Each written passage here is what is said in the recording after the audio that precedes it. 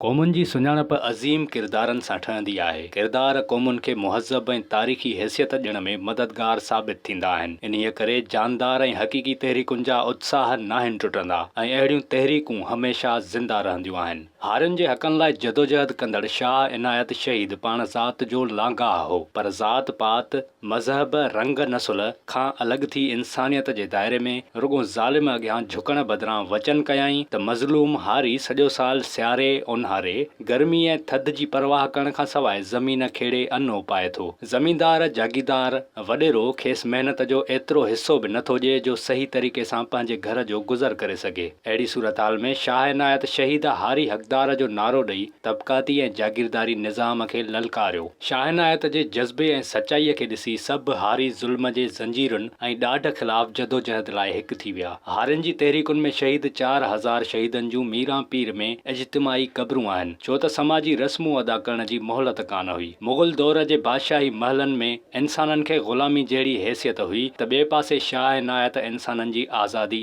ख़ुदमुख़्तियारी ऐं संदन महिनत जो हक़ वठण लाइ तहरीक शुरू करे चुको हो। धरतीअ लाइ सिर घोरींदड़नि जो खून असुल में ज़िंदा रहण वारनि इंसाननि जो वेसाह हूंदो आहे। अहिड़ो वेसाह हारियुनि जी तहरीक खे मिलियो, जो खेड़े सो खाए तारीख़ जे तसलसुल में नए जोश ऐं जज़्बे सां कामरेड हैदर बख़्श जतोई ॻाढ़े झंडे जो मान मथां करण लाइ कलेक्टर जी नौकरी छॾे जो खेड़े सो खाए जे आवाज़ खे नई सघ ॾिनी। कामरेड हैदर बख़्श जतोई हारियुनि जे हक़नि लाइ इंसाफ़ लाइ आवाज़ बुलंद कयो ऐं सिंध जे ॻोठनि में वञी मुनज़्ज़िम तरीक़े सां सुजागी आंदी। हारियुनि जूं कॉन्फ्रेंसूं कराए सुजागीअ खां सवाइ जदोजहद जो सॾ ॾिनाई। नतीजे में 3 ऐं 4 मार्च 1947 में सराड़ीअ में हारी कॉन्फ्रेंस कोठाए अधु बटाई तहरीक जो फ़ैसिलो कयो वियो। माज़ीअ जे सरहाड़ी खां शुरू थींदड़ तहरीक सॼी सिंध में ॼार जियां पखिड़िजी वई। कामरेड हैदर बख़्श जतोई जे तसलसुल में हिकु न विसारण जोॻो किरदार माई बख़्तावर शहीद जो आहे। 22 जून 1947 ते जॾहिं अधु बटाई जी मीटिंग हली रही हुई त माई बख़्तावर जा घर भाती मीटिंग में वियल हुआ। इन दौरान कणक जे तयार देरे खे जागीरदारनि लुटण जी कोशिश कई। जागीरदारनि जी ॾाढाईअ सां मुहाॾो अटकाईंदे माई बख़्तावर कंहिं बि धमकी ऐं ख़ौफ़ में अचण खां इनकारी हुई, जंहिंजे करे खेसि गोलियुनि जो बख बणायो वियो। हिन बहादुर औरत टपो ॾेई देरे ते पंहिंजो रतु निछावर कयो, पर आण न मञाई। कामरेड हैदर बख़्श जतोई ऐं संदसि साथियुनि जे हौसले तहरीक खे माठो न कयो ऐं 1950 में टेनेंसी एक्ट खे कामरेड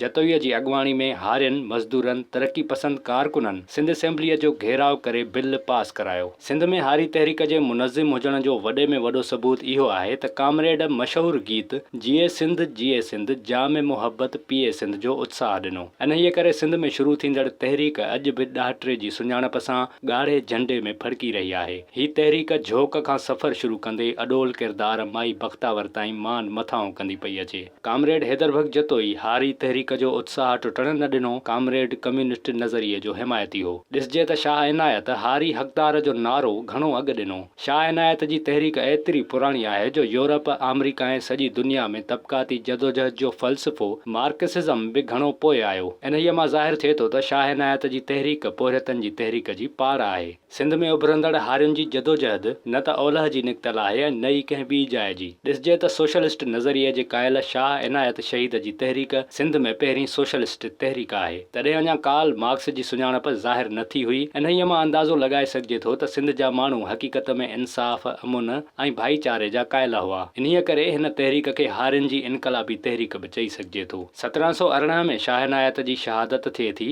इहो मुग़ल दौर जो आख़िरी वक़्तु हो। ईअं चवण में को वधाउ नाहे त ॾाढ ऐं ज़ुल्म ख़िलाफ़ वेड़ शुरू थी चुकी हुई। इन्हीअ करे कार्ल मार्क्स मज़दूर इनक़लाब ते 1848 में कम्युनिस्ट मैनिफेस्टो लिखी पूरो कयो, जंहिंजा असर पोरियत तबिके ते पिया। ऐं ॾिसजे त रूस जो 1917 वारो बाल्शवेक इनक़लाब कम्युनिस्टनि जी जदोजहद जो नतीजो हो। हिन वक़्तु मुल्क जूं वागूं सरमाएदाराणी सोच सां मिलंदड़ आहिनि, पर तंहिं हूंदे बि हारी तहरीक जी रस्सी टुटी न आहे। अॼु बि मुख़्तलिफ़ तरीक़नि सां हारियुनि खे कूड़नि केसनि में फासायो थो वञे। सिंध जे नामियारे शाइर मंसूर मीराणी जो मशहूरु गीत ही 110 जो केस हारीअ ते हर साल थियो, अहिड़ी गुंजार में हारी हमेशह तहरीक जे पेर खे पोइते नाहे कयो। कामरेड हैदर बख़्श जतोई तहरीक जे तसलसुल खे नज़रियाती ऐं फ़िक्री ख़ानदान में मुंतक़िल कयो। विरसे में मिलंदड़ हिन जदोजहद खे कामरेड ईअं न कयो त रुगो पुट संभालिन, पर हारी कमेटी जो पहिरियों सदर कामरेड ॼाम साकी, पोइ ग़ुलाम रसूल सहतो, पोइ कामरेड मज़हर जतोई, चोथों नंबर कामरेड अज़हर जतोई ऐं हिन वक़्तु नौजवान कामरेड समर जतोई जतोई ॾींहुं राति महिनत माज़ी ऐं वॾनि जे विरसे खां मिलियल जिदोजहद खे माठो नाहे कयो। हिन वक़्तु ज़राअत जा गंभीर मसइला सिंध में पाणीअ जो न हुजणु,